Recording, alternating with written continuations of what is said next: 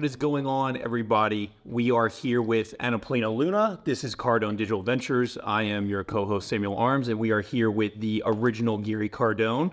What is going on, guys? Thank you, Paulina Luna, for coming on the show.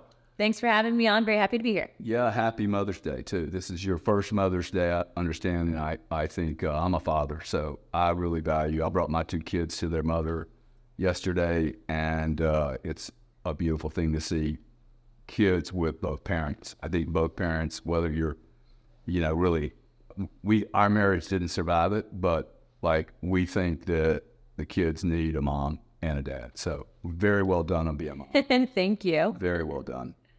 Look, I'd like to really just jump into this. Most people that follow me know that I have never been political. I helped support your cause here just recently. I gave some money to buy back. For the first time ever in my whole life have I ever given any money to politics.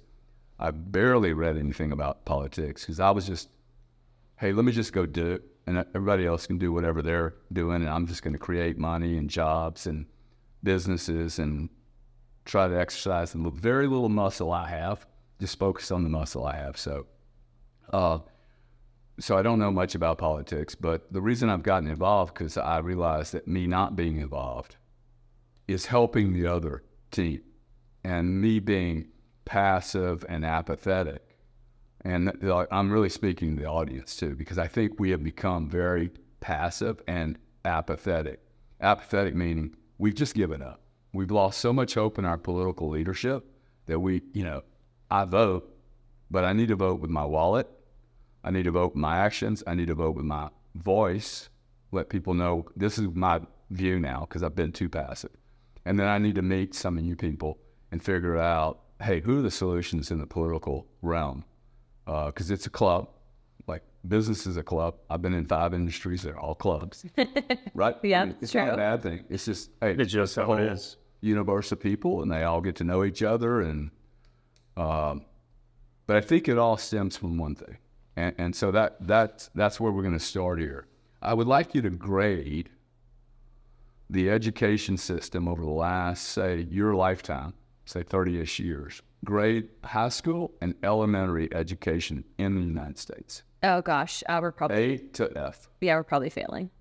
Wow. And so I actually have You give it a F. Yeah, I give it an F. So I actually have had the opportunity, not just within this job, but also in my own capacity to be able to travel and see how different countries and also people are viewing and treating education.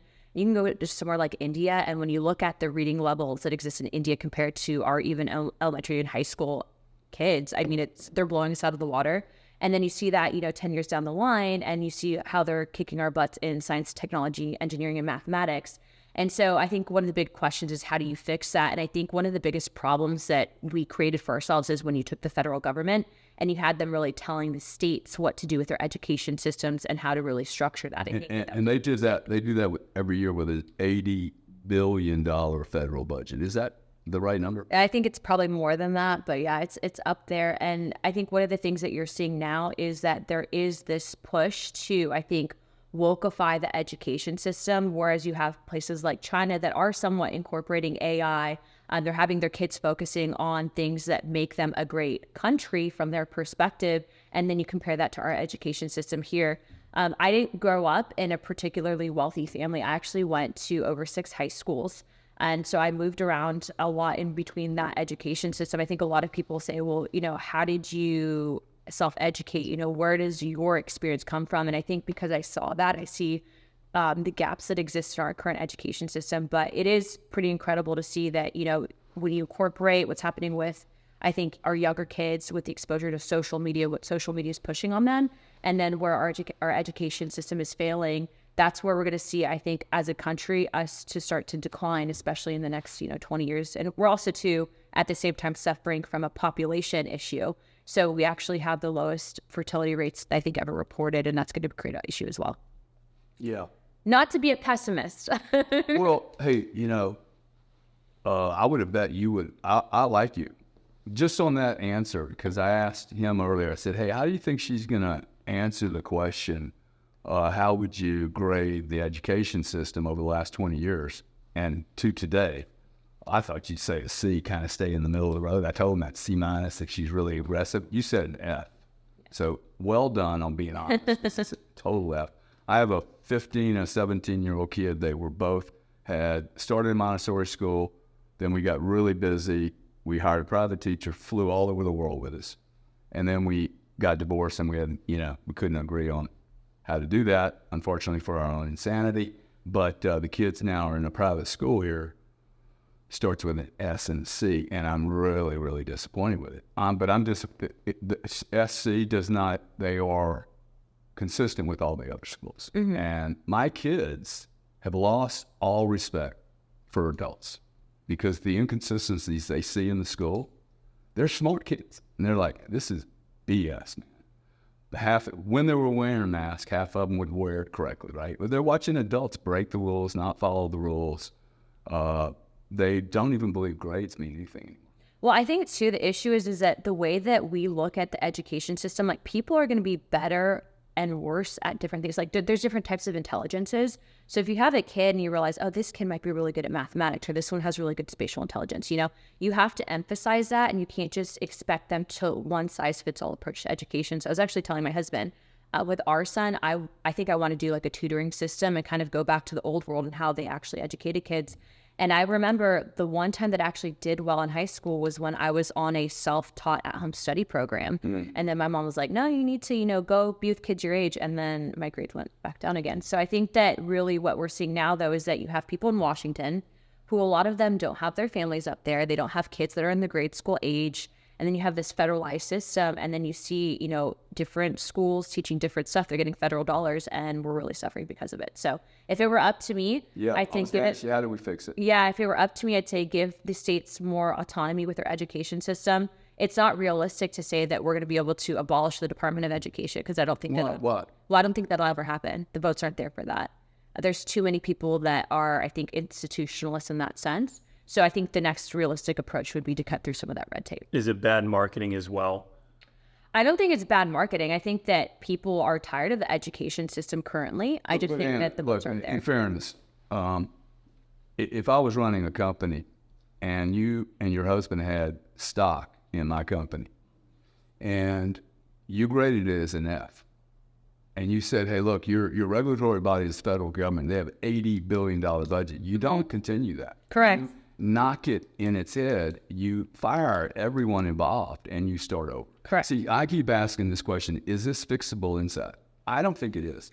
He who created the problem cannot fix the problem. I think that it is fixable if we get different people elected that are not a part of that problem. So one of the things that you have is, I think, election or political fatigue, where people are just like, this is such a broken system. Like, why should we even bother voting? It doesn't matter.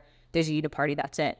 I will use my election as an example, right? So right now we have a really unique point in history where we have more people retiring and resigning from office than I think reported for a very long time. So that means that all of these seats, there's actually a chance for people to get into office that are like normal, good American people, not a part of 21st century people. 21st century, not a part of the political dynasties that exist. Professional politicians. Yes, professional politicians, maybe more business owners, people that have normal experiences, have actually had to build something from nothing, not people that are just entitled and go up there because they want, people to wait on them hand and foot. And so I think that there's a unique opportunity here. And I will say that I, as a candidate, my example and my race, for example, I was not the Republican Party pick. In fact, I was actually outspent multiple times in my primary. So how it works in elections is, depending on what party you are, whether you're a Democrat or Republican, and those are the two main parties, you will have something called a primary. And that means whoever makes it through the primary, there could be 10 people running to be the Republican primary nominee. Whoever that nominee is going to go up against the one Democrat. And so actually, if there's a time to get involved in elections, the best time to do it is in primaries, because that's when you have your candidate that you think can make the change, make it in. And so there's kind of a multi-phase process for this, but you make it through phase one, and then you make it through phase two, and you get to Washington. I was outspent 3-1 in my last election. On the Republican side, I had the entire Republican Party working against me. I was outspent $12 million to 1 in my general election going up against the Democrat, and I won because I was door knocking. And so this one seat, I think, was able to make a massive historical and significant change. Upon getting elected, we were able to negotiate a change in the House rules that actually, and this is going to get into a lot of parliamentary procedure, but, you know, Thomas Jefferson wrote a book of rules on how Congress is supposed to function way back in the day. And How old was he when he did that? in his 30s. Yeah. Yeah, he's not. Hey, 30s. Yeah. And we have 85. And they still run off of that book? Well, yes. So everything in that book, it's like 1,600 pages, is considered fair game today. Wow. And so he wrote this book. And Everybody thinks these founders were old people. no, they're young. No, they were in their 20s when they first started. They were people young, man. Makes me feel like a loser. I I haven't like found it. vitality. They're passionate. But, you know, they wrote this book. And so ultimately what we found is in 2016, Pelosi consolidated power really into only the speaker. And so I, as a member of Congress, even though I represent over 700,000 people, even though I'm supposed to be advocating and passing legislation and going up to DC, I was actually not able to do that because the speaker consolidated all the power. And then there was a small group of people on the Rules Committee, and they determined all the legislation that came to the floor. So really, of all 435 members, you really only have about 12 people that are controlling everything. How'd she consolidate? She just changed the rules through the Rules Committee? She got rid of something called a motion to vacate. And that was the one thing that allows myself to hold the Speaker of the House accountable, right? Any member of Congress can hold the third in line to the president accountable. Which is what got rid of the last speaker. That's what hates you. So the motion to vacate it's kind of like, you consider it ancient magic in the parliamentary world because of the fact that it's the one thing that if you as a member are not satisfied with the performance, if they break their promises, that's what you can use. People think that that was wrong for Gates to do, but I would say that as a member, just because you're the speaker, you're not more powerful, or you should not be more important than I am as an elected official, because we're not in the King's Court here. We're in a constitutional republic, or we're supposed to be anyways. And so ultimately what ended up happening was Nancy Pelosi got rid of that motion to vacate. She increased the number, and that actually consolidated power. So when the new Congress came in, the 118th Congress, which is what I was a member of, we actually fought to get that rule back. And to Speaker McCarthy's credit, he actually did not change that, and it still holds true to this day, with the motion to vacate being one member can bring it up. Sounds like I grew up in Louisiana when Carlos Marcello was alive, and the Nancy Pelosi move feels very much like organized crime. You'd be surprised with how politics runs, but, you know, I think people joke that what's really the difference between cartels and politicians, and I guess the main difference is we wear suits. It's crazy how much rules matter, because that's one of the biggest things that I learned is you elect people, but it's like what makes these institutions so powerful, I always tell people, is it doesn't matter what agenda you have, it's who knows the rules. Like what makes someone like a Mitch McConnell, correct, like that's what makes a Pelosi or Mitch McConnell so powerful is they could say, well, I know section this of that of this, and if I change that, and they've been there so long, that's how the institutional power stays. The longer you're there, the more rules you know, right? So I would actually push back and say that, so going back into me getting elected, I was pregnant when I got elected, and I didn't tell anyone, and then right before I was going to have my baby, I was told that I couldn't vote. I actually said, you know, how do I continue to vote? I'm about to have this baby. I don't know like what my recovery is going to, I've never had a kid before. And they said, well, you can't. And so to me, you know, how are you going to tell a duly elected member of Congress that has the ability to vote on, for example, let's say we declare war, am I not able, like what if there was, you know, an issue and I couldn't travel back? And so I actually spent the entire time of my August recess, which is when I had Henry, into that first month. And I actually read through the rule manual twice. And so I learned how to play the rules. And I actually recently brought forward something that hasn't been done in over 110 years called inherent contempt of Congress, because I read through the rule book.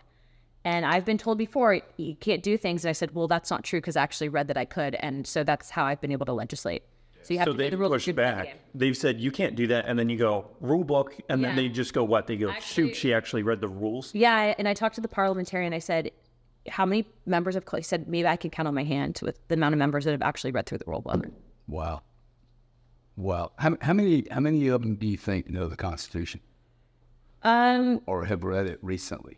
I'd say probably about 3/4 have read it, but I don't think that they actually fully understand what that is. And you can take the vote for FISA, which was the Surveillance Act that happened recently. Yep.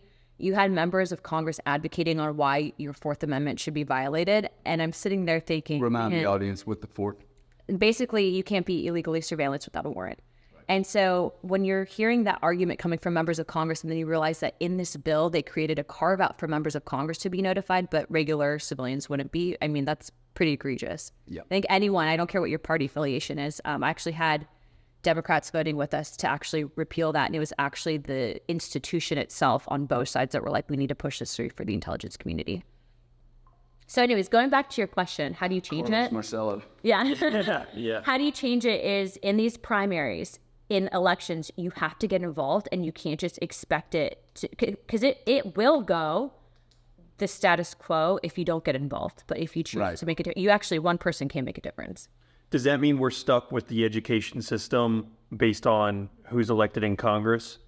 Right now, yes. However, if you had a president come in and say, I want to change this, in theory, they can do it. Because DOE is under authority of the president, so he could just say, hey, Congress, I don't need to wait on you. Now, We would like to- But you said, though, earlier, you said, hey, look, you're not going to disrupt the federal government's involvement in the education system. And I actually think there's some truth in that, although it may not be the answer I want. Would you support, if that's true, and I believe also what's true is he who creates the problem cannot fix it. This is a club now. They have a whole recipe about how they do things, right? If you can't fix it from the inside, would you as a congresswoman support a different system being allowed to compete side by side with that system, okay? So that means if there's $80 billion over here, hey, look, you give me 4. Give me 10% of that, and let me prove how bad the system is by working outside the system and doing comparison analysis. I'll take your kid. I'll take some other kids. We'll take kids who are progressive from conservative families who want you know what? My kids need to learn how to use a shovel, not just a pencil, not just a computer. They need to show up on time. They need to go to gym class and actually participate in gym, not talk on their telephones. Nothing is happening. Like, my biggest challenges of hiring people today is not that they're not capable. Poor work ethic. They don't know how to show up. Yeah. They don't know how to listen. They do not know how to communicate well. And they are so disorganized. It's unbelievable. Yeah, I would absolutely support that. And going back to what you said about really getting rid of or abolishing the Department of Education or even defunding it, I believe that it was Representative Massey that brought a bill forward, and it'll never see the floor. But there's a lot of members that co-sponsored that just because, exactly to your point, if you have, even if it were a business that's not performing and you're giving it all this money, then you have to cut off the fat. Of course you would. And unfortunately, with the current member, the way that the Congress is organized currently, unless we get new blood in, I don't think that'll change anytime soon. But I would absolutely support something to compete with it. Yeah, so because somebody asked me the other day, hey, why are you still working like this? I need to make $1 billion. This is my goal. I need to make $1 billion because I don't think the government's going to support me in creating an independent school system that can compete and be measured against these 3 other options. And I think there's about 3: public, private, charter, and personal. You know, most people cannot afford their own teacher. No, they can't. In fact, most people, I think right now, with the amount of, with inflation and with how much parents are having to work, I don't think that they realize what's happening with the education system because most people don't have the privilege of actually focusing on that right now. Right. So it's like they trust elected officials to do it. And I got news for you. Most elected officials are not really concerned about Don't care. which is the problem. Yeah. And this really, I mean, we could be here 3 hours because this really comes back to money and how money is being degraded in value. That's why you're having 2 mom and dads have to work because what's a gallon of milk cost today? Oh my gosh. I think it's like $4.13 if you do organic. $4.13. Okay. Like $4.30. That's going to last her a week. Eggs are costing $6. $6. And here's the other thing That was too. $1. We can get into Long time ago. well, and also too, we can get into what they're doing. So like we actually have something called the Farm Bill coming up. And so the Farm Bill, a lot of it is focused on what's happening with like WIC, women, infants, children, EBTs, all of that. The food that we are actually giving to our kids or even subsidizing, it's essentially government subsidized poison because of the amount of stuff that's going into it. So I actually have this bill to remove something called Red 40, which is a food dye Yeah. from products, but they're usually selling this to, and you look at the people that are able to afford this. Most people right now can't afford organic or clean food, and so they're buying the cheap stuff, and long term that's actually going to open them up to health problems, of which then I think the medical industry will benefit from. So it's like you have to make sure that you are actually, as Congress, if we're going to legislate, that we're not doing harm. And in my opinion, we're currently doing harm with the current system because we are literally subsidizing poison and then we're feeding it to the poorest people. It's insane how we regulate food here. Like that Red 40, it's proven, I think, that it makes kids more like hyperactive. They can't pay attention, like ADHD type symptoms. And I know some states have banned it, but it's like, why do we allow that at all? And I don't know if you're woke on the seed oil stuff. See, I'm looking into seed oils. I have something on parabens. I actually have this app. It's called On Skin, and I went through all the stuff in our house, and I was scanning it. And it's like, oh, the carcinogenic. Sunscreens have it. I mean, like if you have sunscreen and you can't even wear it around a reef without it killing the reef, imagine what it's doing to your endocrine system. And then we look at fertility rates. So, I mean, being in office has really, if anything, and I'll tell you a story about infant formula because, as a young mom, obviously we're really concerned about what we're giving Henry. And I actually made the decision to not give him formula because of the fact that I was actually talking to the head of the FDA who was going through, I don't know if you guys remember that infant formula crisis where they had to pull the stuff off the shelves. There was metal in it, wasn't there? There was Well, it was a bacteria there's an outbreak in the facility, and during COVID, the FDA stopped inspecting these facilities, and there's really only like one manufacturer that manufactures all this formula for most of the products in the United States. Well, this bacteria kills 20% of infants that are exposed to it. So that's insane. So the FDA doesn't inspect these facilities, and as a result of that failure to inspection, then the corporation they can self-report, but they're not required to. So then after a couple of months, they then say, quarterly earnings, they're going to report a problem. So they don't report it until way after the fact. And then like, well, we have to pull this from the shelves. And so they pull it from the shelves. By that time, it's too late. And then the remaining products that they did have, guess where that went? It went to the border. So you have people coming here illegally, which I'm going to get to illegal immigration. However, are we going to give them infected formula? That's not right. And so the issue is that, you had the federal government basically dropping the ball. And this is not the first time the FDA has approved something that's been known toxic or not done their job, right? And so after that happened, I started really looking into the food products, even medicines. And I'm just like, you know what? This is, if anything, opened my eyes to just wanting to be as independent as possible and not depend on the federal government to make those decisions for me, informed decisions. And then also to really look into what I'm feeding my family. And so, just be really careful about what you're exposing your kids to, because that should have never happened. I mean, you want to talk about education. What are we feeding the kids? Like, how can you educate a kid who you're feeding garbage to? That's potentially causing ADHD or issues. And then they say, oh, well, that kid needs to be medicated because they have behavioral issues. It's like such a terrible cycle. It's like a cycle. If you were growing up today, would you have been medicated in school? I would have been. I feel sure. Me and my twin brother would have been massively chemically castrated. Like, hey, we need to, I'm 66. You're looking at me, man, this guy's got a lot of energy. This has always been my energy level.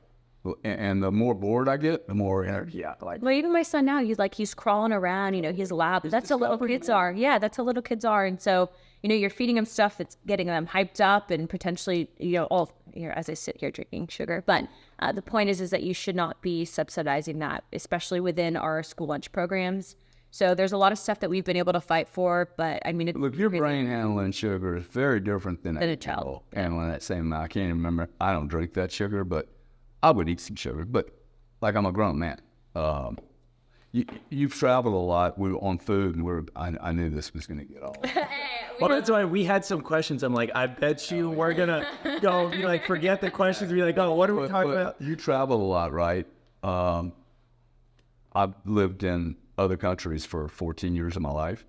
The eggs in England look completely different. I have chickens. There you go. I'm gonna go get chickens. The yolk is so much better. It's like orange. Super orange. Yeah, almost like radiated orange. Yeah. Here? And the shell's different too. What does it look like here? It's very light, yeah. It's very yellow, light. No nutrition. It looks like nothing. And actually, the best thing, you're going to laugh because I'm going to get on my chicken thing. So we had 3 chickens. One just passed away. Rest in peace, Nugget. But yeah, it was Nugget. So 3 less eggs. yeah, right. My egg production's down 33%. But we actually got our chickens because of the issue in regards to inflation. I was like, Andy, they're great. And mosquitoes, they actually debug everything. Really? Great pets. Yeah. Ooh. Yeah. Eggs are... Next time you come on this show, you're going to see a little chicken. You know, I ordered, she didn't want me to do chickens. She never told me about the mosquitoes. Oh, yeah. They eat everything. I mean, they are literally... The rules here. If I get a ticket, we kind of... Phone a friend. Yeah. I don't know if I could say that on the show. I'm a Congress. I mean, I know in safety you for can have money. 3, or you can have 4 chickens. So, depending on what your Definition of a chicken is, I don't know. self-identifies as a bug. So you would, so we're gonna get back to this. You would support a guy like me having an option or a team of people to compete with the U.S. government's Department of Education, Department of absolutely. Education. Yeah. There's 80 billion, like 5 or 10%. If you could get us 5%, we will crush it. We will absolutely. I just let's look at something like cursive or American history. I think in the state of Florida, we're lucky because they redid civics here and you actually are required to take it. But I mean, they're not even teaching cursive in schools anymore. I think in regards to just like basic mathematics and the way that people are kind of tailored at, and you know how impressionable kids are at that age. It's really sad to see because, you talk to people now, it's like, I think the number one question for young kids is, what do you want to be when you get older? And they say influencer, and you go to somewhere like China. Content. Well, there's no content or personalities because they're not really No experience. no experience. It's like you have to have that in order to, I think, be able to connect with people. And you go to somewhere like China, you ask them the same thing, astronaut. They want to do something that's going to actually help their community, and it's sad to see. So we are the main reason why I think I'm so big on social media is because I realize that we're able to talk to younger people and get those people involved in politics. And so when people think of politicians, I think they think, it's just like older men, and it's, there are the select few of us, although I am, unfortunately, the youngest Republican member. You are the youngest? Republican member, yeah. So I'd like to get more. That's not, unfortunately. Now we have a goal. Okay, let's make you not the youngest. Yeah. Let's bring some people in. You've set a good cycle. standard. Yep. Yeah. I mean, I keep telling him, I'm like, you're 27, dude. I would go into politics. That's the perfect age you can. Oh, yeah. for sure. And if someone would have told me I could inside trade legally, I mean, I shamed every one of my political accountants, all the professors. Should have said, bro, you should go into politics. You'll be able to trade intel before. It's crazy that they're allowed to do that. I'm like not supportive of this. Completely illegal. Okay, this is ridiculous. It's wrong. That Nancy Pelosi can become that wealthy. And all she does is $175,000 a year.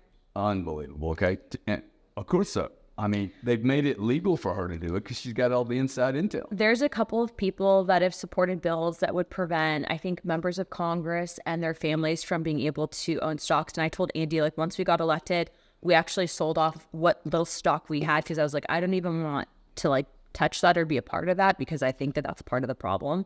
But I just, again, going back to how do you fix a problem when people are a part of creating that problem? And I think that that's the issue is that you would have to actually... And I think that if people get tired of it, which they should, you can actually circumvent Congress and have a convention of states, which would allow the people to actually ratify and create their own amendments without going through the congressional process. But we have to get more people involved in politics before we do something like that. So Yeah. Well, on that front, I want to go back to the social media side. Mm-hmm. Can you discuss some of this TikTok stuff and your opinions on TikTok? yeah, so I actually early on, I remember getting back on TikTok, I think back in 2018 when it first came out. And then what we realized is, you have these different social media platforms of which I think I was one of the early canary in the coal mines in regards to censorship on social media. I actually sued Twitter 1.0 before it became X because during my election, we actually caught them suppressing information. And then during my investigations, we actually found out that Twitter, Google, Facebook, Instagram were all working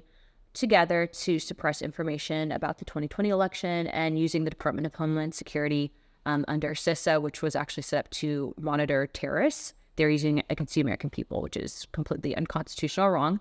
Probably a separate podcast and conversation. But what we found out with TikTok specifically is TikTok is not just an app. It is actually known to be operated and working with the Communist Chinese Party and can be used as a military weapon. Like Facebook is working with the U.S. government and Correct. Twitter and Correct. right. But the main difference is that let's say that there is, God forbid, a full-scale conflict with China. Yeah. And you have, let's say you have TikTok on your phone. I don't have any social media on my phone. He doesn't have any social media on your phone. You're at the Department of State. No, I'm over at the NSA, whatever it might be. That app being able to access via Bluetooth any information and also to be able to coordinate military movements means that it's now a weapon being used on a mass scale against the American people, and that could protect or potentially hinder our ability to launch a counteroffensive. One of the biggest things is, I don't know if you've ever seen Dark Knight, Batman. Yeah, there was that course. movie where he had the phone. And it's geolocating everybody. I think that type of technology very much so exists. You know, there was a ruling by the Supreme Court that said that, I think it was back in the 90s, that said that everyone, it is their constitutional right to be open to receiving propaganda by a foreign government. And that was actually a ruling. And I think that this...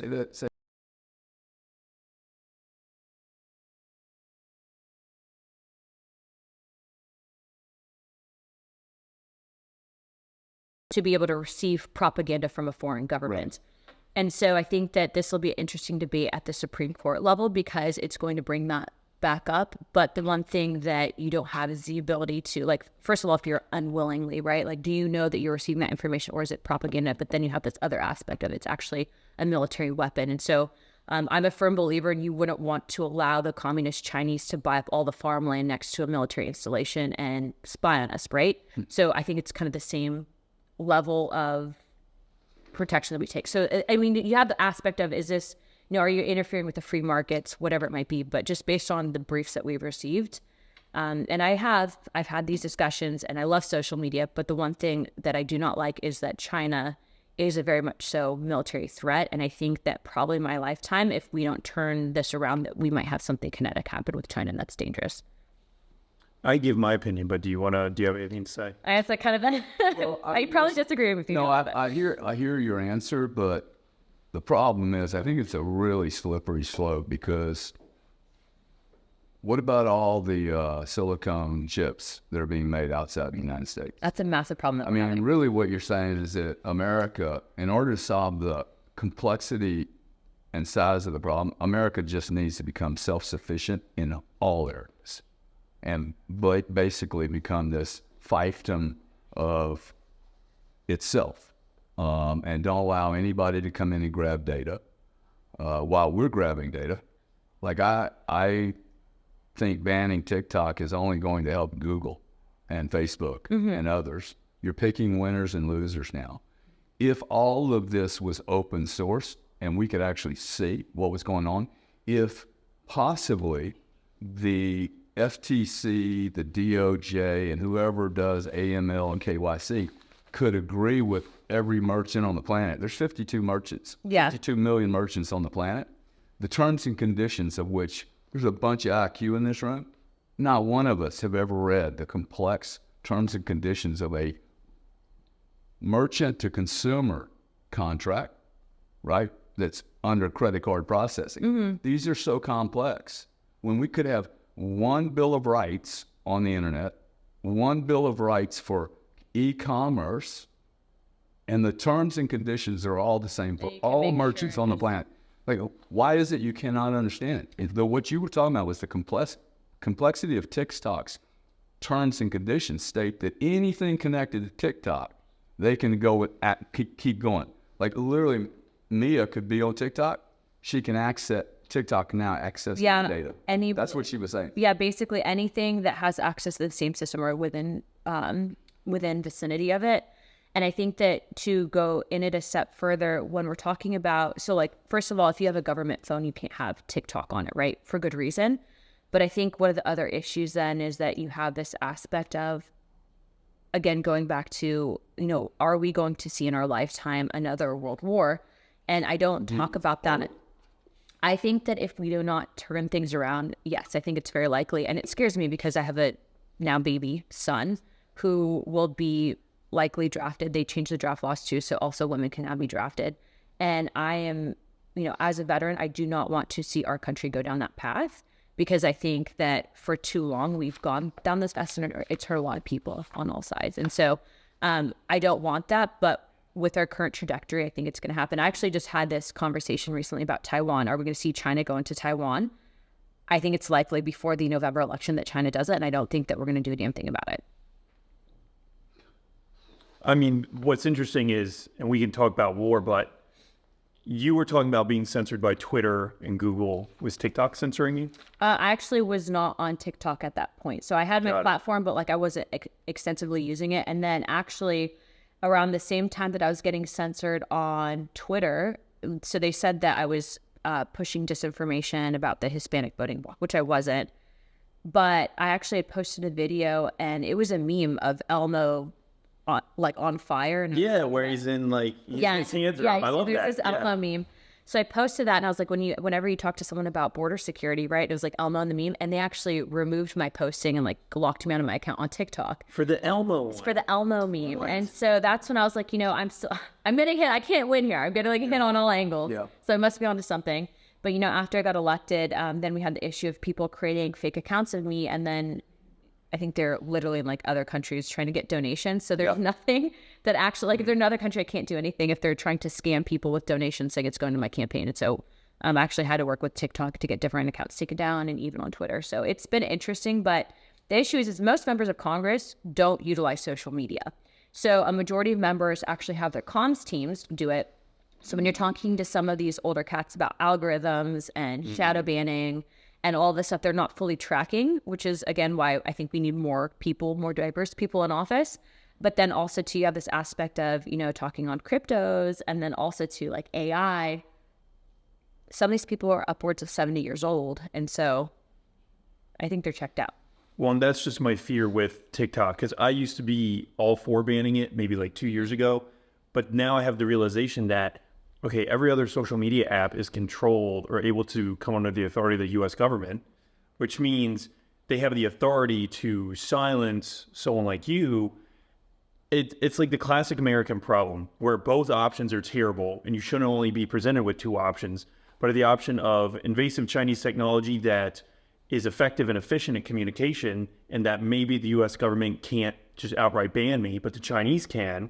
And so that's going to have a different algorithm than being banned what you're seeing, though, these are symptoms of a system that the analogy I would use is it's almost like we built Ferraris and forgot the road. We don't have the roads yet. Yeah. So you have the whole internet. The internet came along. This is why I can be so extremely bullish and confident on Bitcoin, because the internet was built by a lot of really smart people. I don't think anybody's going to say, hey, these guys were smart. Jack Dorsey and some of the other really early beginning guys. The NSA. Yeah.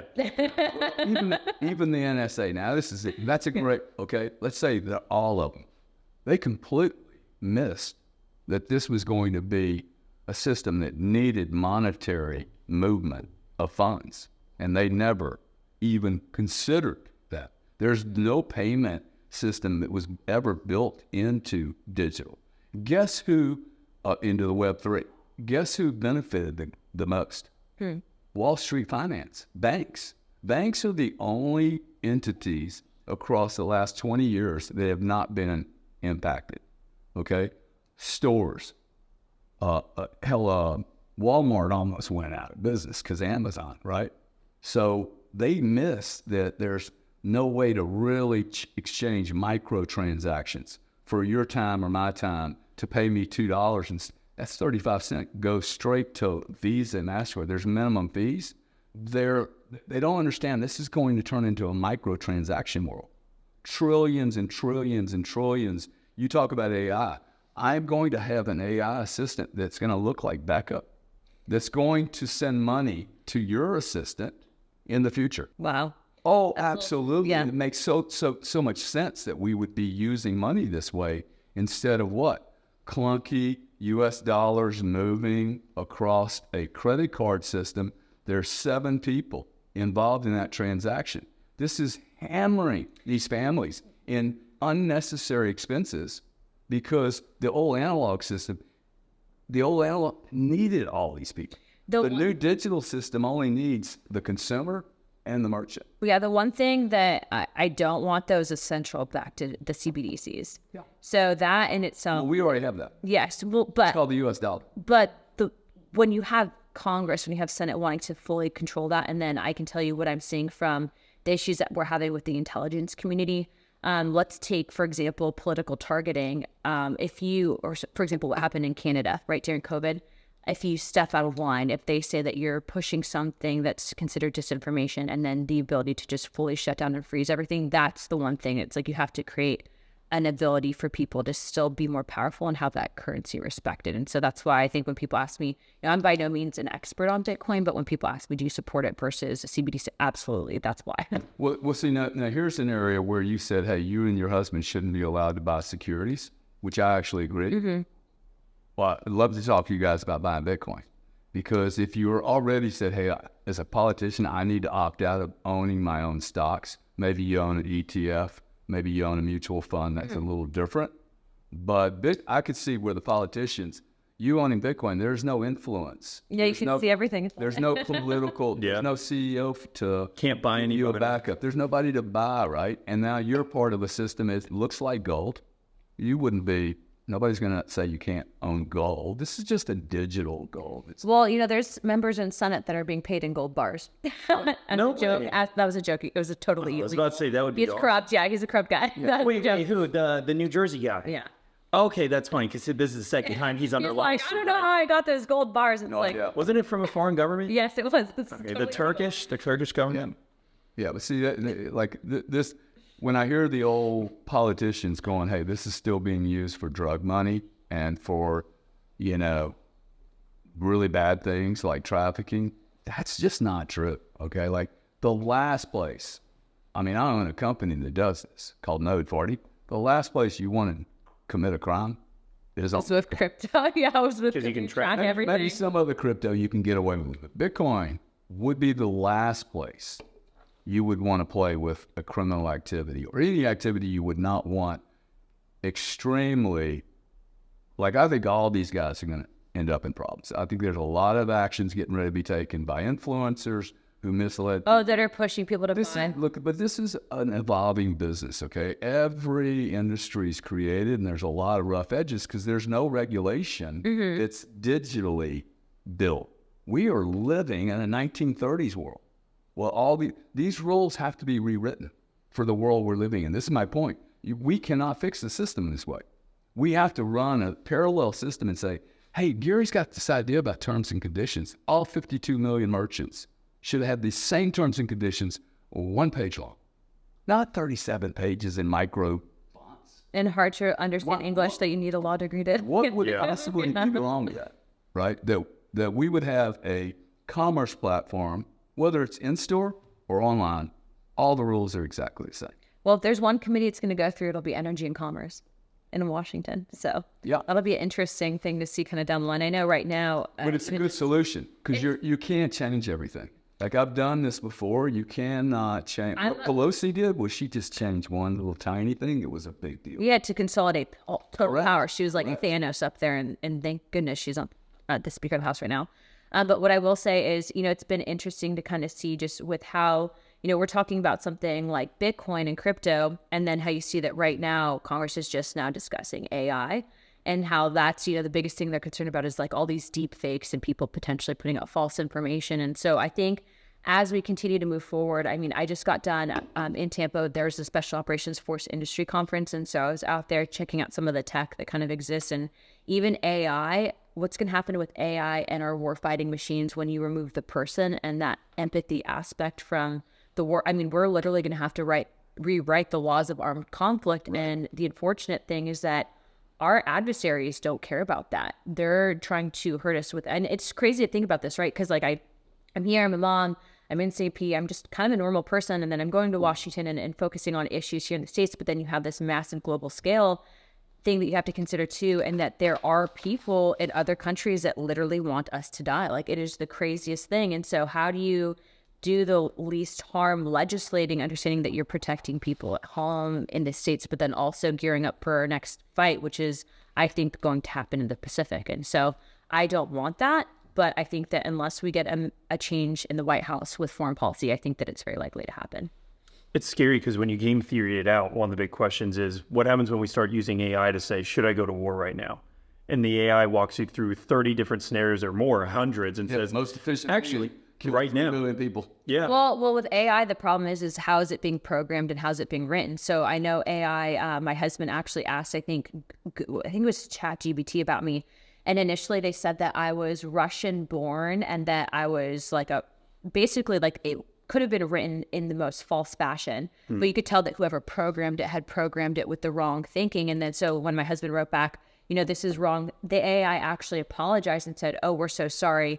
That is actually incorrect information. So it wasn't until he actually prompted it to say, no, that's not right, that it then retracted, but it had already put out false information in regards to who I am as a platform, which is, to be expected. I think that they sourced something from the Washington Post. And I think we were talking earlier about, me being raised as a Messianic Jew. So I think it tied to that. So.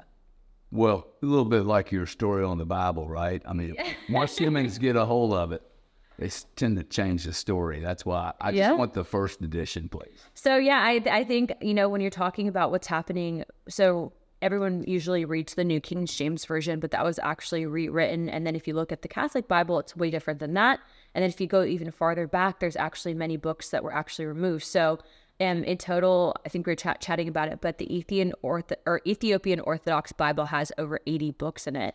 And so trying to find that actual English translation that hasn't been watered down and misinterpreted is really hard to find. And so one of the coolest things as a member of Congress is we have access to all of our historical archives at the Smithsonian and out in Washington, D.C. And so on my free time, which there's not a lot of it, but on my free time, I'm actually trying to research and actually obtain an original copy of this Bible.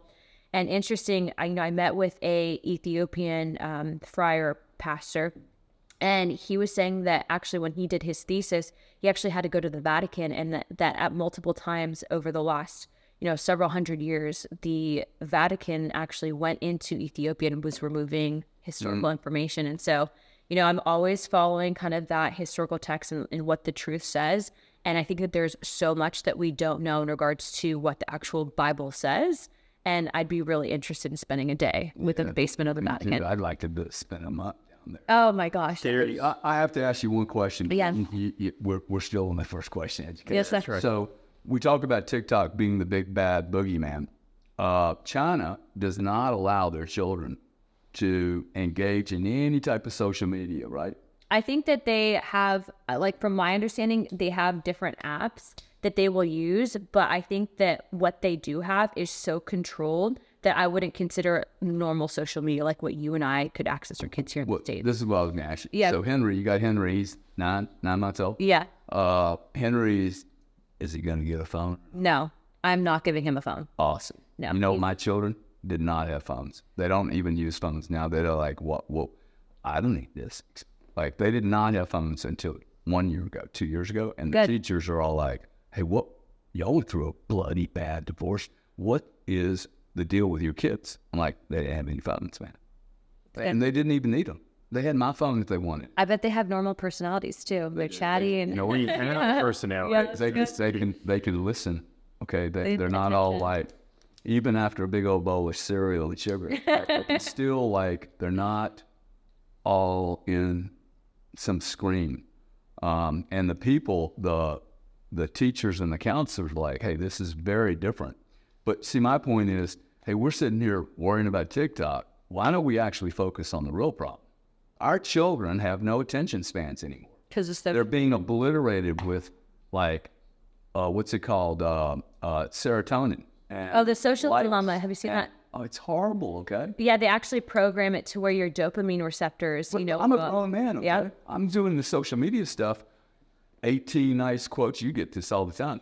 Wow, Gary looks like a crackhead. He's idiot. What happened to that guy? His brother looks like they're so mean, right? And it's like, whoa, it's not about me. I know it's not about me, but it's like, wow, man, these people are wounded.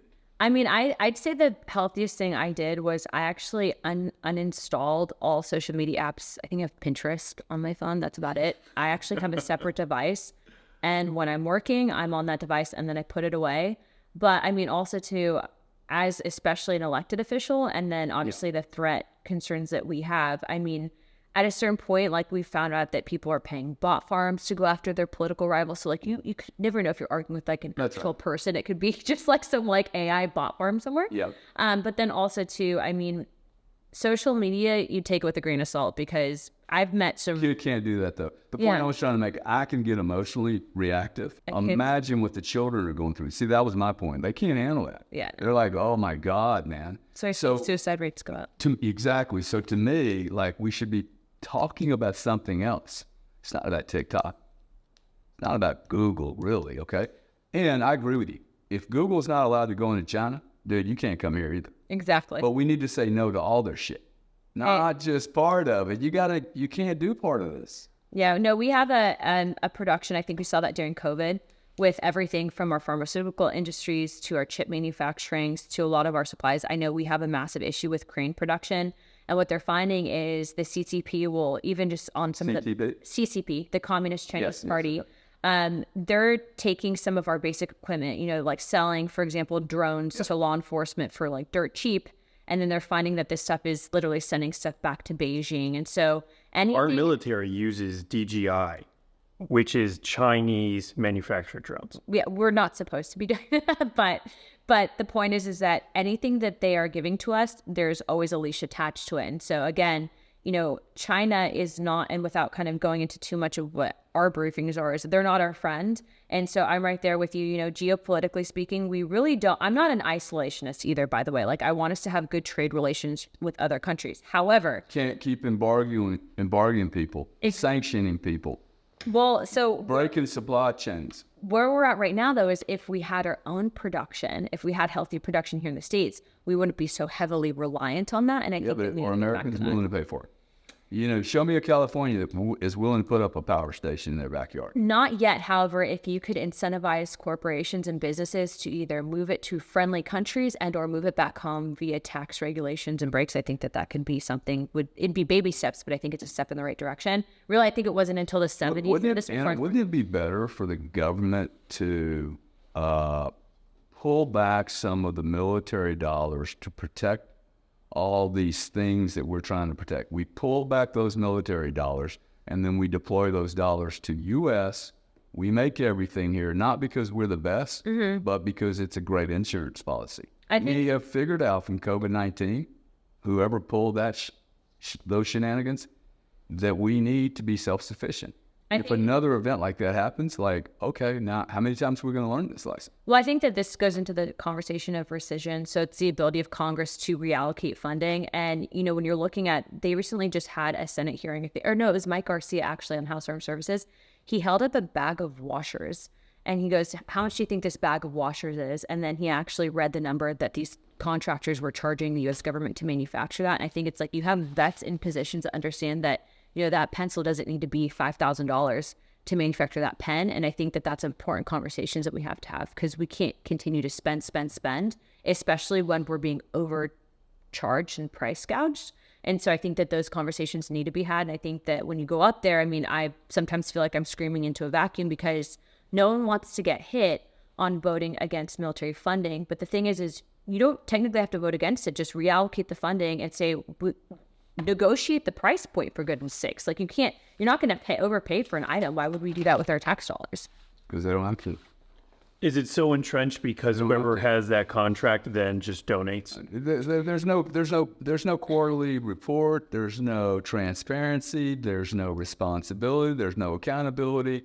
You're running a government on a completely different system than you're running corporate business. There's a massive issue. A lot of people, I don't think fully understand how the lobbying works. And so some members, I'm a little bit different because I was able to use my social media to small dollar fundraise. So my average donation was like $20, $13 to $20. And I had 40,000 of them. So that's how I funded my campaign against the establishment. But a lot of people, they go up to DC and they spend a lot of time raising money with lobbyists. And so they can raise a ton of money they're concerned about their reelection. And then really when it comes time to read through the legislation, not a lot of members will go through the legislation and read it.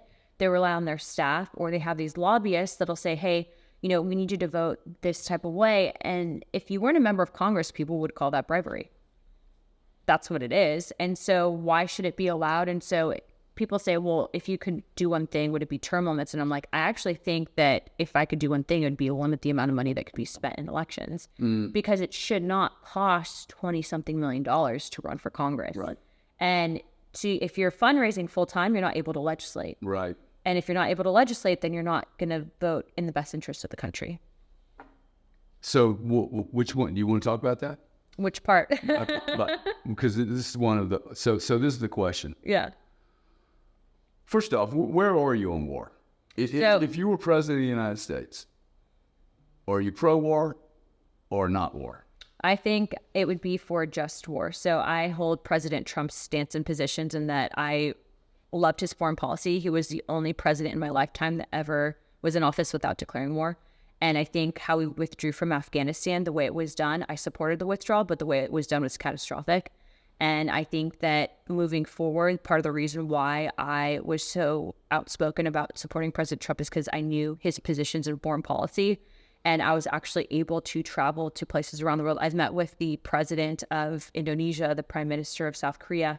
And I understand when you have weak leadership in the White House, how that influences our adversaries and how they become emboldened. And I think that having strong leadership currently would prevent that. So my motto is walk with a big stick, but hope you don't have to use it. Yeah. Yeah. To sum it up. Are there any just wars going on right now? I don't. That's a great question. I think right now that directly involve the United States, I don't think that there's anything currently that I would be comfortable sending our troops to go and die for. See, to me, that's the bellwether. Yeah. Hey, That's I'll go to war, but we got to send our own peeps, send our own kids, and let's see how moms and dads really feel behind that, right? Because right now we're just taking tax dollars and moving stuff around and equipment and using other people. Well, and at one point, does that become a hot conflict, and where people actually say, okay, well, you gave them all of this equipment, we're now going to attack you. And so I think that, I actually went to Poland and I met with the Ukrainian parliament. And when I had certain conversations, and I was with a bipartisan delegation of both Democrats and Republicans, and you're sitting there and you're hearing the perspective and there not being strong military strategy and understanding that could very much so get us into a hot scale conflict, I'm not going to support that. And so I actually came up with the idea of, well, you have all of these legislators that are saying we need to, go bomb the heck out of this country and that country. Well, if you're going to do it, you should be required to serve X amount of time on the front lines, because you're going to have to vote on it. You're not sending your kids there, so you should be required to back it up. And so I did that, and I had someone that tried to leak it to the Daily Mail UK, and as if they're going to try to screw me over. And I was like, I'm not making apologies for this bill. If you are going to say it, you should be required to back it up. Absolutely. So. Why are they so pro-war? Is it because they don't have any skin in the game? Is it because it doesn't affect them because they're so old? They're not going to see the results of these decisions. What's that disconnect? I think that there is a mentality of they don't have skin in the game, because I think if you've seen conflict or you have a loved one that's experienced it, you're not going to advocate for it. But then I also think, too, that, when you're buying stocks in Lockheed and Raytheon, and you are saying, oh, yeah, we need to go. And then you see all the money that's coming through and you're personally becoming rich, which is why you should not be owning stocks in Congress. And I think that's part of the influence. What are you bullish on America right now? I still think and I've traveled to a lot of countries and I've seen a lot of militaries and I've talked to a lot of elected officials. So based on other parts of the world that I've seen, we are still the best country in the world. However, I think currently with our leadership, we are doing the American people a disservice and an injustice, and people don't want to have to keep tabs on their elected officials. I think for a long time, we just, especially up until recently before social media, we were so complacent in thinking oh, there's people up there, they're a lot smarter than you and I are, and they're going to watch out for us. And really what I'm finding is, I thought I was going to go up there and be with people like Thomas Jefferson, and, I'm not. And so what we're finding is good people have to run for office and get elected. A lot of people don't want to because of the BS that you see good people go through when they are elected. However, if you don't do it, then we're doing our entire country a disservice. So I told my husband when we decided to run, I was like, I'm not going to do this forever, but when I am there, I'm going to do it to where it counts. And I think one of the best things that you can do is be honest. Like if you don't know something or you're not comfortable, just say it, because then it makes those tough votes not hard. Like my voters know exactly who I am because I told them, and I have not let them down up in Washington. And then just, you can't be so concerned that you're going to get reelected that you don't do the right thing. Yeah, I think this election will, if we have one. I think we'll have one. I think the internal polling. Not if you're right and we're going to Taiwan gets invaded. Well, we will. We will have an election. Taiwan, though, I think the foreign policy aspect, that's based on conversations that I've had with other people. And I think that we've done everything that we can do from giving aid, but I think that would be a failure with this administration. Yeah. What I am seeing from my investigative standpoint is when you have, if you were taking as much money from China as the family is currently, Biden's family, you would be compromised. And so the fact that this is allowed to take place and that everyone's just supposed to be like, oh, that's totally normal. It's not normal. Like if my husband was taking money from China, I would be on headlines all around the world. Totally. But the fact that it's happening and people are they're just cool with it is crazy to me. And so I find it amazing that we've been going down this slippery slope a long time. Yeah. Before my time. Yeah, but I mean, even who was the guy that came back from military duty? He was POW and he actually ran against Trump. The old guy, crusty guy, ex-military. Oh, McCain? McCain. I was stunned that he was allowed to run as president of the United States when he sat in an imprisonment camp. Like he's already been, he's become a liability, right? Like I don't think the CIA the head of the CIA can actually be the head of the CIA if he was a prisoner of war. Well, I think that there's different, and this goes back into like what one human being can withstand, right? Because you have a lot of POWs or people that have been injured in combat that actually have great perspective. But my concerns with him running would be more or less his perspective on foreign wars would be my concern for not wanting him to run, is because it seemed like his entire platform was as an interventionist, and I'm not an interventionist, right? But I do think that it would be pretty incredible to have a veteran in office that would not get us involved in a war, because it brings so much perspective and it's interesting. Yeah, like a Flynn. I don't necessarily know about Flynn, and I only military. I mean, I don't know his political, but a real military guy that's seen it. Well, someone that's seen it, right? Damage. Seen the damage that's done, that can talk on it and can go back to Congress and say, no, I disagree on conflict, and here's why, and to lay it out that has perspective. And so, it'll be interesting to see. Probably an insider can't probably do that, though. This is true. I don't know. See, 30 years of growing up in the industrial complex like that, you love those machines. You love it. Look, I like all that stuff. I love some of the tech that we have, right? But I think that you can absolutely message on it a certain type of way. And I will say, I may have had that perspective had Trump not won 2016. And now that I see, I'm a little bit more optimistic in what I'm seeing, because I'm paying attention to the polls, I'm paying attention to what people are saying, voters, all that. And so I really do think that moving forward, we're not totally beyond repair. Like, I don't think we're totally at the fall of Rome here, where we're just totally done as a country. Pretty close, But we really need more people to get involved. How many more mistakes can we make? I mean, how close to the edge are we? I have this funny saying, hey, you know where the edge is? I think financially, unless we do something to stop the bleed of the spending and maybe balance the budget, do something basic. But not gonna have. But I'm saying that I think that unless we stop that, I think that I agree with those headlines that Social Security will be insolvent. I think it's by 2035 that they're saying. I've been saying that for a while. It's like, you can't just keep spending, and people, on the last vote that we took, they're like, you're voting against our Social Security. No, I'm not actually. What I'm trying to say is that we can't keep going down this fiscal path. And also, by the way, there's been so much fear mongering around government shutdowns, and actually people still get their checks. We just have to pick and choose what we're going to fund until we can do our jobs and actually do those appropriation bills. But I mean, I think that we're probably 80% there. But if we continue down the path, 80% close to the edge. Yeah. I don't see how you. I'm not a complete pessimist. So I'm super optimistic. I'm super optimistic on everything. Maybe just because I'm young. But you're 27, man. But I'm like, that's why we need 27 and 33-year-olds. But I'm also like a realist. I could work, actually. But I'm also a realist. I'm like, Okay, I'm optimistic because I understand how screwed up everything is, and that's why I'm optimistic. But like, how do you come back from 33 trillion? You do not pay that debt back. It's not, Yeah, you just either inflate it away or extend it, man. yeah, in perpetuity. Yeah. You want to close off with one more question? Yeah. Well, I think one thing. I want to come back and talk to Sumerian. I'm gonna. I'll talk to Sumerian. Yeah. No. I would love to talk. I'd love to talk to you whether it's on record or off record about Bitcoin. Okay. Like you and your family, if you don't have this like just for your family, you will love me if I take you through this. I'm not a Bitcoin guru, so. You will be. You will be. Well, let me tell you, I have done a lot of homework on this subject, and it is, if I could get to somebody in Congress that would actually listen to some real logic, 86% of my net worth is in Bitcoin.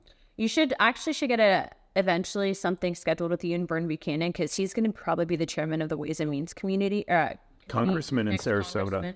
Sarasota, right? Can you help? Yeah. Can you help? Vern is actually our friend. You would love Vern. My age, like when you're 66, dude, you're in a big. Oh, Vern You've love been you. in this many different industries. So anyway, I just offer that to you. But I need to come back and do one. I'm telling you, even though it might not be your thing, we need to do Turkey, and then I think they'll. I'm the unofficial chairwoman. I hope they're aliens.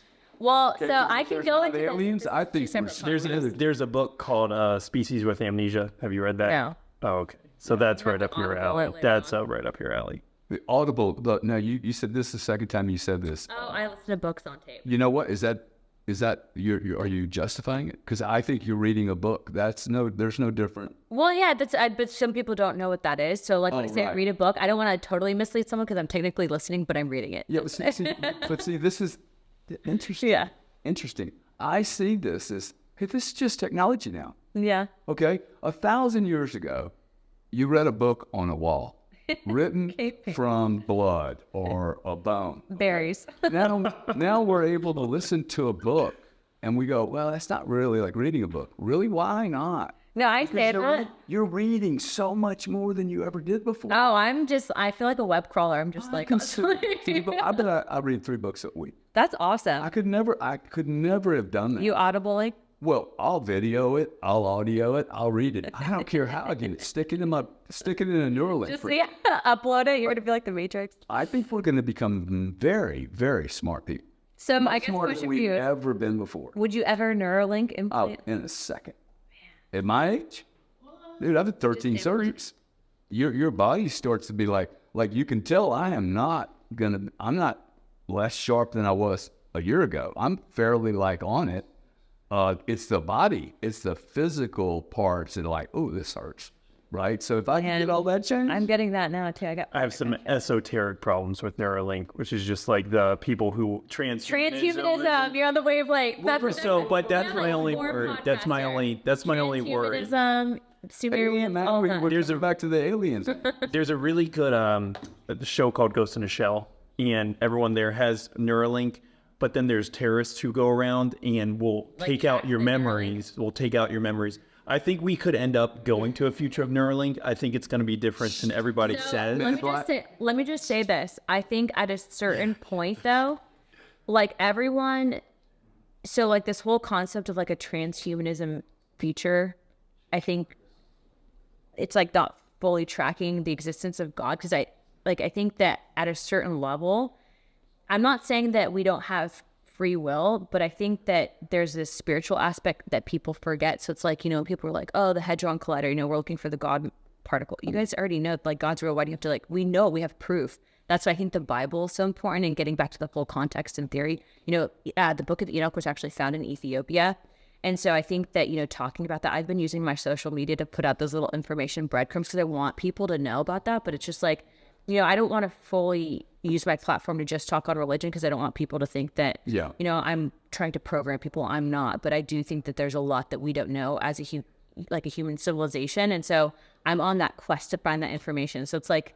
Yeah, I like that you're doing that, because even if...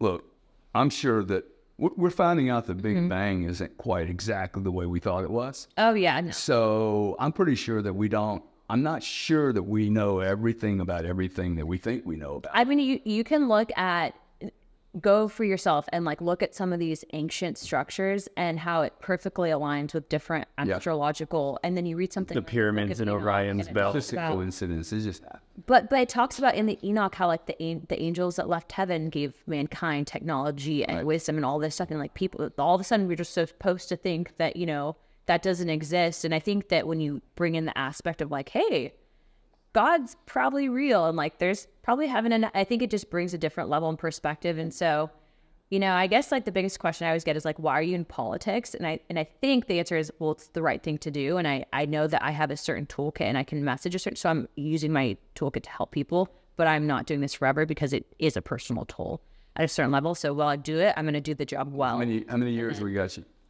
I told Andy Because I think you could go. I think you could go a long way. I'm a little surprised you're saying you're not going to do this. Selfishly, I mean, can you do like another 8? Can Well, you do like you being a 4-year wonder. I mean, that doesn't, 4-year wonder. that doesn't make any sense, right? We need the young people to come in and I told Andy when I ran, I was like, give me 10 years because we met in the military and I gave him 10 years of combat deployments where he was like gone, you know, half the year, got shot, came back, you know, and that's a lot. So I was like, if we can do This that. Andy over here. Yeah, my husband. Good. I was like, we got married at 20 and 21. So we've been together for like 15 years. Wow. So yeah, so I told him 2021. when I was at the age of 20 I was 20, 21, yeah. You're like, that hasn't been Anna, you don't know how to do general math. I think if you're doing a budget, what's that? But yeah, I told him, I was like, give me, 10 years and then we'll dip out and go live on a farm somewhere. But maybe you're predestined to be Speaker of the House in the future. No. You don't know if you're predestined. No one would want that job. We're not That's going to let you miserable job. We're going to make you do a little bit more than that. Yeah. Last question. Yeah. Trump wins. How much by? I think he's going to win big. I have seen polling, so I guess that would technically be cheating, but I think that he's going to probably have something comparable to Reagan's win. Which if not more. Massive. It was like Reagan won everything but 2 states. I think he even won California, didn't he? He did, but California was. I don't think we won California, but Do you think this? But this immigration thing coming up from the South, I think it's going to bite these it's enough. in the backside. I think they're going to all convert, and they're going to be conservative people. The vast majority have The number one issues for family voters, issues. across the country is illegal immigration and safety in the community. Also, too, I think the administration has treated the Hispanic voting bloc like we're stupid, and Hispanics don't want illegal immigration, especially if That's you come right. here illegally or if you've come here legally. And so I think that it is going to bite them, which is why you're seeing them backtrack right now. Hell, I don't think they wanted here if they came here I will say, years ago. I know for a fact, based on a conversation that I was discussed, that Biden was considering executive action on illegal immigration, but he's boxed himself into a corner with his voting demographic of those that support it and those that don't want it. And so it's definitely going to be a big one. I think Trump will outperform Reagan. So you heard it here. Anna says there will be an election. I don't think there will be. I think something's going to happen. So I hope she's right, and that Trump will win by. You didn't say landslide, but it seemed like you wanted to say that. I think it's going to be a landslide. I think he's going to blow Reagan. Well, I don't think he's ever going to win California because I think California is, is probably going. That would probably be a farming vote, right? Yeah. I think that's a good thing. California does not vote for Trump. That says absolutely everything. Well, a majority of Californians are coming to Texas now and to Florida. So, yeah. All the real money is leaving, and we're looking in Miami, too. and if you just look a little bit under Hollywood's tent, they seem to be having a few little issues that transparently, does not go away. No, it's Social media it's here to stay. going to bite you back. Yep. Oh, yeah. Hey, really great having you here. Thanks for I'm having me really on. glad that Sam's the one that said, hey, let's support Anna. She's so I appreciate. Well, I got 3 podcasts I got to come back for. One's on illegal immigration, one's going to be on Sumerians, and the other one will be on Sumerians and UFOs. You gotta do both. transhumanism. Yeah, and those will turn into other ones too. Yeah. So you're local. You'll be a regular. Yeah. You'll be a regular. Yeah. Energy resources. I'll talk you into how we'll never see $100 crude oil, and we have enough fossil fuel for centuries and centuries and centuries. Well, that's good to hear. Yeah, at cheap prices. All right, thank you very much. Thanks, guys. Thank you.